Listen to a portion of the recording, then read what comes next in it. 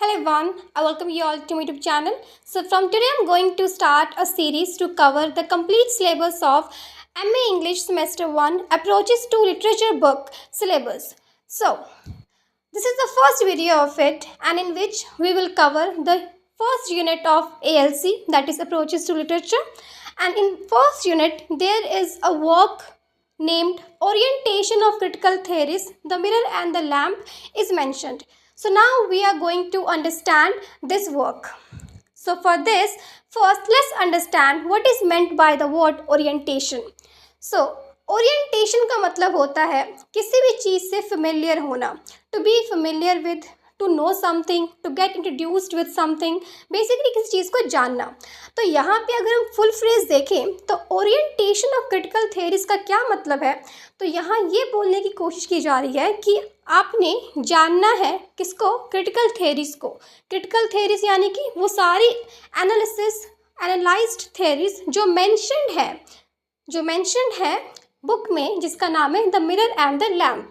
तो हम कुछ थेरीज को पढ़ेंगे, मेजर 4 थ्योरीज को पढ़ेंगे, उनको जानेंगे, ओरिएंटेशन उनको जानेंगे, फेमिलियर होंगे उन क्रिटिकल थेरीज के से जो मेंशन है इस बुक में the mirror and the lamp. So first let's start with the writer. Okay, who is the writer? M.H. Abrams. Then M.H. Abrams, whose full name was Meyer Howard Abrams, 1912 to 2015, was a renowned American literary critic and professor of English literature. American literary critic थे, professor थे English language के, literature के, best known for his works on romanticism and literary theory.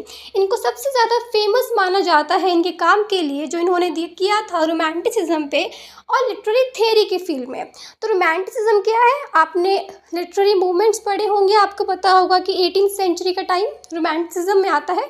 1798 जब एक work publish हुआ था preface to lyrical ballads, उसे starting मानी जाती है रोमांटिसिज्म की.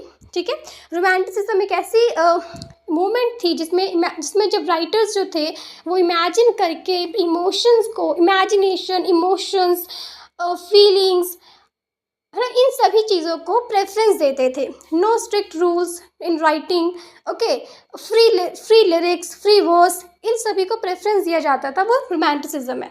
लिटरेरी थेरी क्या है, तो लिटरेरी थेरी जो कि एक ऐसी थेरी है जो बनी हुई है मल्टीपल थेरीज से. Literary theory is a lens to analyse literature. मतलब अभी आपने कभी भी किसी भी टेक्स्ट को अगर एनालाइज करना है कि ये क्या कहना चाहती है या इस वर्क का क्या मेन पर्पस है, तो आप अलग अलग थेरीज का यूज़ करते हो. लिटरेरी थेरी में मल्टीपल थेरी